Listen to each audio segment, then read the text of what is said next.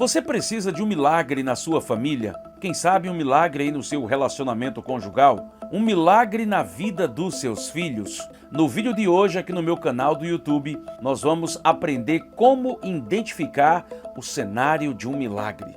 Como a gente pode saber se um milagre está prestes a acontecer na nossa vida? Logo após a vinheta, Deus tem uma palavra preparada para o seu coração.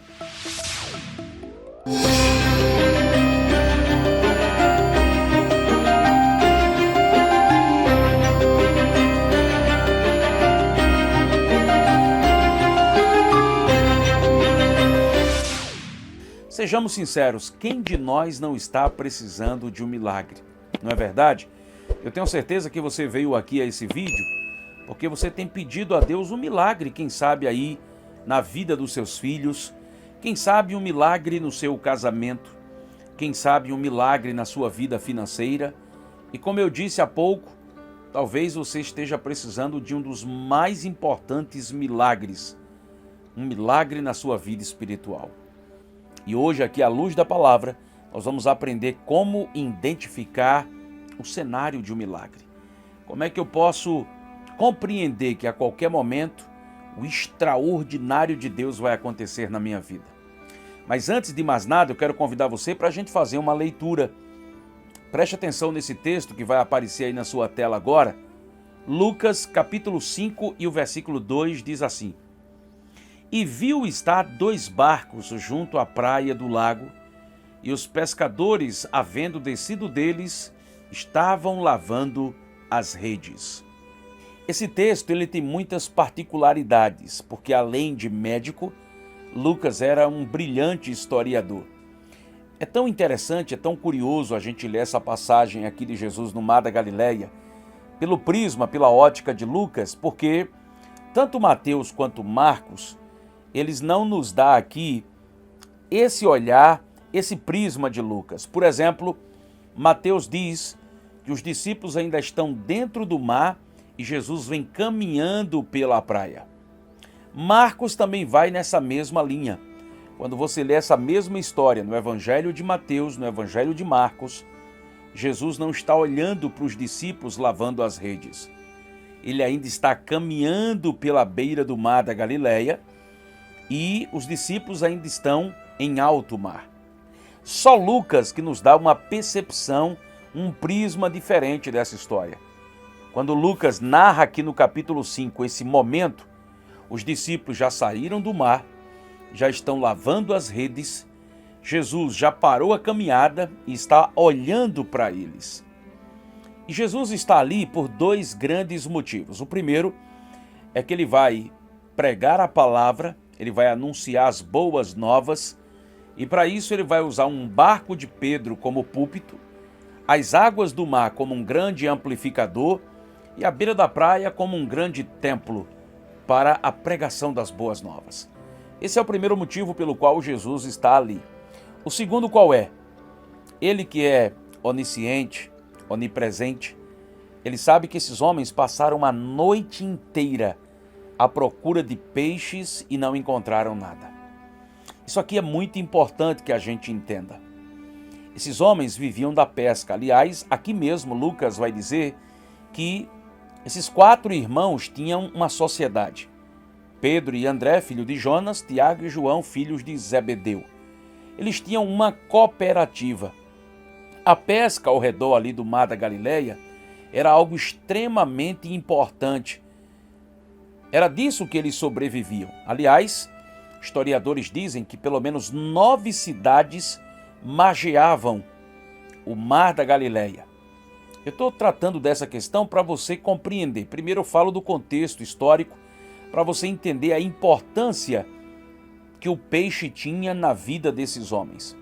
Então a história diz que pelo menos 9 cidades margeavam o Mar da Galileia. Entre elas, Cafarnaum, Tiberíades e Betsaida, pelo menos as 3 mais conhecidas e citadas aqui nos evangelhos. Para você ter uma ideia, a cidade de Tiberíades, ela enviava peixes para Jerusalém e de Jerusalém eles exportavam esse peixe extraído do Mar da Galileia para a Europa, mais precisamente para Roma. Betsaida, que em aramaico significa casa de pesca, era a terra natal de Pedro. Era mais uma cidade que margeava, ladeava ali o mar da Galileia. Betsaida em aramaico tem esse significado, casa de pesca. E a história vai dizer que praticamente toda a cidade de Betsaida sobrevivia da pesca do mar da Galileia.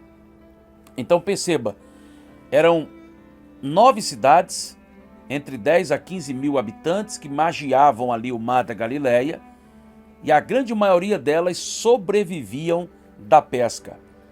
Porque a pesca tinha 3 funções: vender, comer, sobreviver. Então, se pescava no mar da Galileia para vender, o pescador passava a noite inteira pescando, para quando voltar comercializar esse peixe. Não é à toa que esses 4 irmãos tinham uma cooperativa, uma sociedade. Para quanto mais peixe, mais renda, mais dinheiro. Então, o peixe tinha essa finalidade: ter o dinheiro através dele, se alimentar desse peixe, sobreviver. Agora imagina Jesus chegando, vendo aquela situação, sabendo que aqueles homens precisavam vender, precisavam comer, precisavam sobreviver, e passaram uma noite inteira pescando e não pegaram nada. E aí você pode dizer: mas irmão Ibe, quais são as lições que a gente pode aprender aqui desse texto? Em primeiro lugar, eu estava lendo aqui agora, o texto diz assim: e os pescadores, havendo descido deles, estavam lavando as redes. O texto diz que quando Jesus olha, vê eles no estágio final da pesca. Já tinham recolhido os barcos, estavam agora lavando as redes, porque era a prática comum dos pescadores. Depois de uma noite de pesca, lava as redes, conserta as redes e recolhe as redes. Então, quando Jesus olha, e só Lucas registra isso, o olhar de Jesus, esse recolher das redes para lavar já era o estágio final. Ou seja, eles não poderiam fazer mais nada. Bateram com as redes para um lado, para o outro, nada tinham pescado. Então, qual é a primeira grande lição que eu aprendo aqui para identificar o cenário de um milagre? É que quando Jesus aparece, humanamente falando, eles não podiam fazer mais nada. Os barcos tinham sido recolhidos e agora o estágio final era lavar as redes, consertar as redes. Qual é a primeira grande lição espiritual que eu aprendo? É que para Jesus, o momento ideal de chegar é quando não existe mais jeito. Para Jesus, eu costumo dizer: quanto pior, melhor. Você já percebeu que no ministério de Jesus sempre foi assim? Você lembra o que Marta e Maria disse a ele? Se o Senhor estivesse aqui, o nosso irmão não teria morrido. Porque quando Jesus chegou, Lázaro já tinha morrido. Você percebe que na caminhada indo para a casa de Jairo não foi diferente? Quando Jesus chega lá, Talita já tinha morrido. Em todo o ministério de Jesus sempre foi assim. Quando ele chega, humanamente falando, parecia que não tinha mais jeito. Como é que eu aprendo a identificar o cenário de um milagre, irmão Ibe? É que quando não tem mais jeito para nada, Jesus chega. Deixa eu dar esse recado aqui para você. Quem sabe você está me assistindo aí agora dizendo: irmão Ibe, o advogado disse que não tem jeito. O médico disse que não tem jeito. Chegaram para mim e disseram: desista porque não tem mais saída. Deixa eu dizer uma coisa para você. Esse é o cenário ideal para Jesus manifestar o seu poder. A primeira coisa que eu aprendo para identificar o cenário de um milagre é isso aqui. Para Jesus, quanto pior, melhor. Tá de um jeito que você acha que não tem mais solução? Então olha para cá. Tá do jeito que Jesus gosta. Para identificar um cenário de um milagre, a primeira grande lição que a gente aprende é essa aqui. Para Jesus, quanto pior, melhor. Segundo lugar, Milagre não depende de prazo, depende do crer. Guarde isso. Milagre não depende de prazo, depende do crer. O texto de Lucas, capítulo 5, versículo 3, diz assim: E entrando num dos barcos, que era o de Simão, pediu-lhe que o afastasse um pouco da terra, e assentando-se ensinava do barco a multidão. Ora, Jesus precisava de resolver aquele problema pela esfera humana o mais rápido possível. Esses homens estão lavando as redes. Jesus chega sem nenhuma pressa e chama Pedro e pede o barco dele emprestado para pregar a palavra. Olha que coisa surpreendente. Jesus não tem pressa em resolver aquela questão de Pedro, de André, de Tiago e de João. Jesus não está preocupado, não está aperreado. Jesus não chega ali dizendo: puxa vida, eu tenho que correr aqui porque esses homens passaram uma noite inteira e precisam desse milagre. Não. Ele sabia que aqueles homens precisavam de um milagre, mas chama Pedro e diz: Pedro, me empresta logo o teu barco, porque eu quero fazer dele um púlpito para pregar a palavra para essa multidão. Depois eu venho e resolvo o teu problema. Ô, meu querido, guarda isso com você. Milagre não depende de prazo. Irmão Ibe, o tempo está passando, não vai dar tempo. Ei! A segunda coisa que você precisa identificar num cenário de um milagre é que Jesus não está preocupado com o tempo. Ah, mas o tempo está passando, e daí? Esse é o nosso grande erro, como Sara, que sorriu porque disse: ah, como é que pode? Abraão já é um ancião, já é um velho, 100 anos. Sara estava com 90, Sara disse: passou o tempo. Jesus não depende de tempo para fazer milagre na minha vida e na sua. Irmão Ibe, já faz tanto tempo, já faz tantos anos, e daí? Você não está esperando? O milagre vai acontecer. Fique tranquilo. Milagre não tem prazo de validade. Não tem tempo para acontecer. O que importa para o milagre acontecer é você crer. Se creres, verás a glória de Deus. Você lembra, voltando mais uma vez à história das irmãs Marta e Maria? Quando Jesus chegou na casa das irmãs, o que foi que elas disseram? Mestre, não adianta mais não. Lázaro já está morto e enterrado, inclusive já fazem 4 dias. Já cheira mal. O que é que elas disseram para Jesus? O Senhor chegou atrasado. Agora não adianta mais nada. Já está até, fedendo. Não adianta mais não. Ei, meu querido, aprenda a identificar um cenário de um milagre. Segundo lugar, Jesus não está preocupado com o tempo. Ele não chegou primeiro para resolver o problema dos discípulos. Foi primeiro fazer a vontade do Pai e depois o milagre aconteceu. Em terceiro lugar, um milagre obedece um princípio. Que princípio é esse? Obediência. Olha o que é que o texto vai dizer, Lucas 5:4. E quando acabou de falar, disse a Simão: faze-te ao mar alto e lançai as vossas redes para pescar. Deixa eu dizer uma coisa para você. Pedro aqui tinha diversas razões para não obedecer Jesus. Diversas razões. Irmão Ibe, diga alguma delas aí, algumas razões pelas quais Pedro tinha para não obedecer Jesus. Primeiro, Jesus era um rabino, conhecia da Torá, conhecia das coisas espirituais, sabia muito sobre fé, aliás, sabia tudo sobre a fé, ele sabe de tudo. Só que quem conhecia de barco, de pesca e de peixe era Pedro. Essa era a primeira razão pela qual Pedro não deveria obedecer a Jesus. Pedro poderia muito bem dizer: ei, pescador aqui sou eu. Quem conhece de pesca aqui sou eu. Em segundo lugar, a história diz que os peixes, os cardumes, eles costumavam aparecer à noite.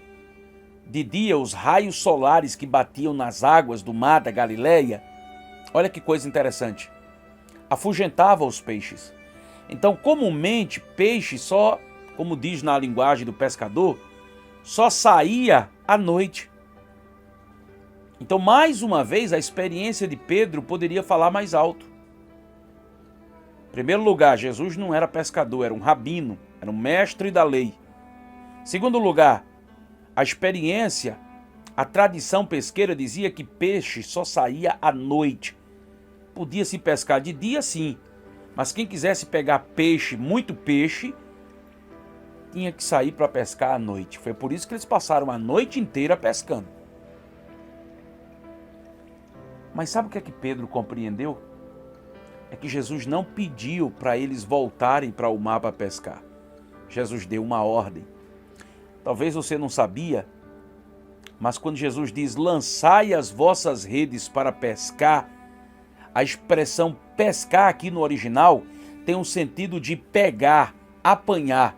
Jesus não está dizendo, ei, vão lá tentar de novo, ele está dizendo, vocês vão lá apanhar. A expressão pescar no grego tem esse sentido, vocês vão lá apanhar o peixe, eu estou mandando vocês irem. Isso aqui não é um pedido, é uma ordem, está no imperativo. Vocês vão lá apanhar, pegar o peixe. Pedro estava indo sobre a palavra de Deus. Pedro estava obedecendo a palavra. Como é que a gente identifica o milagre, irmão Mib? Como é que a gente pode identificar o cenário de um milagre? Quando eu me submeto à palavra de Deus. Quando é Deus que determina, fique tranquilo. Lembra-se do oficial romano? Ele disse, olha, eu tenho autoridade. Eu digo a um oficial, a um servo meu, vai, ele vai. Um soldado, ele vem, ele vem. E o Senhor também tem autoridade. Uma palavra sua, e lá na minha casa o meu criado sarará. Jesus disse que em todo Israel nunca viu uma fé daquela. Por quê? Aquele homem sabia o poder da palavra de Deus. Ei, meu irmão, prepare-se, porque há poder nesta palavra.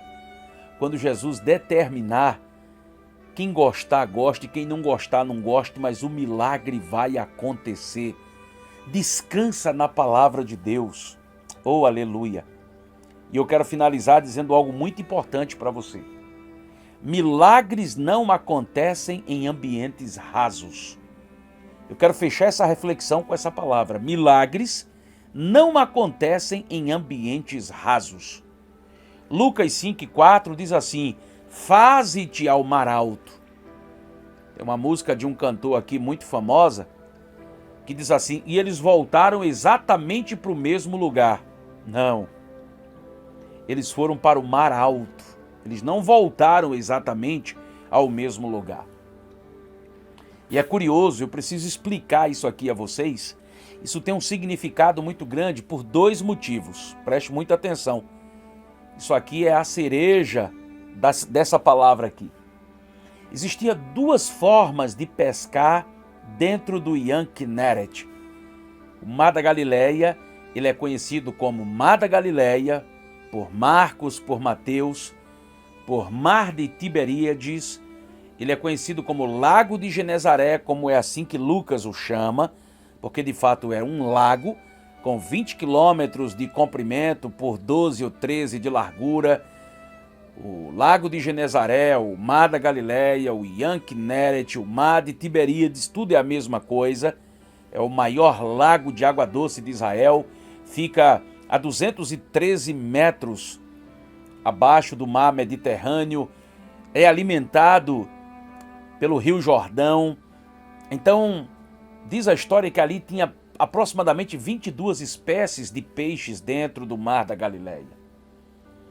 E ali se pescava de duas formas. A primeira forma qual era, irmão Ibe? Se colocava, olha que coisa interessante. Isso aqui é muito importante que eu quero compartilhar com você. O telefone até tocou aqui, mas a palavra vai sair. Então vamos lá. Qual era a primeira forma? A primeira forma de se pescar dentro do Mar da Galileia. Primeira forma, preste atenção. Se colocava a rede lá no canto, em algum canto do Mar da Galileia, e a outra ponta da rede no barco. E o que é que acontece? Eles faziam ali círculos com o barco. A rede está aqui, fincada em algum lugar do mar, a outra ponta da rede no barco. E eles faziam círculos assim, ó, com o barco, para tentar ali cercar o peixe e voltar com o barco para a margem do mar da Galileia. É uma espécie de pesca de arrasto, utilizando-se o barco nesse semicírculo. A rede em algum ponto do lago, a outra ponta da rede no barco, e eles faziam esse semicírculo para pescar o peixe lá, arrastando ele para o mar, as margens do mar da Galileia. Essa era a primeira forma de pescar.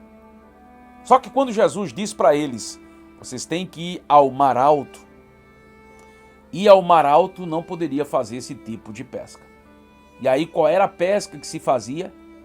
Colocava-se uma ponta da rede em um barco, a ponta da mesma rede no outro barco. Ou seja, nós temos aqui dois barcos, a ponta da rede aqui em um barco, a outra ponta no outro barco.